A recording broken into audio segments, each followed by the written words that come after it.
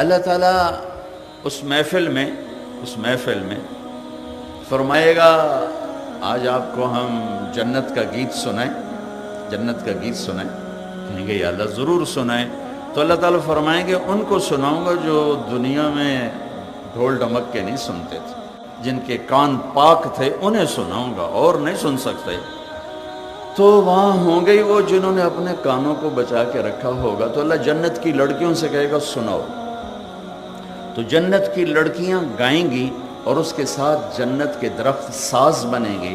یہ ساز و آواز مل کر ایک ایسا سماں پیدا کریں گے کہ ایک گانا 70 برس تک بیٹھ کر ایسے سنتے رہیں گے، اور سننے کا مزہ ختم نہیں ہوگا۔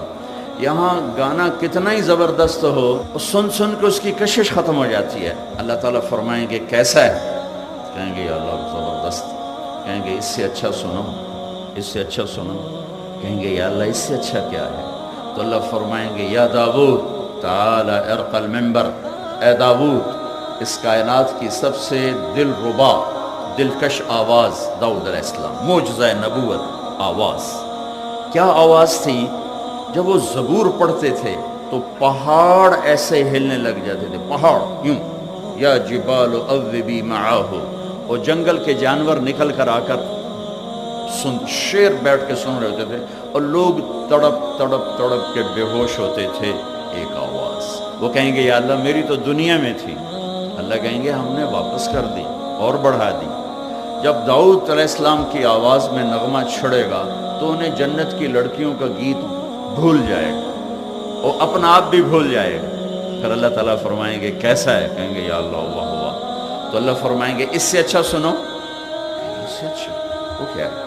تو اللہ کہیں گے یا حبیبی یا محمد، اے میرے حبیب، اے میرے محمد صلی اللہ علیہ وسلم، آئیے اب آپ کی باری ہے۔ اب آپ کی آواز، اس کے سامنے داؤد علیہ السلام کی آواز بھی دب جائے گی۔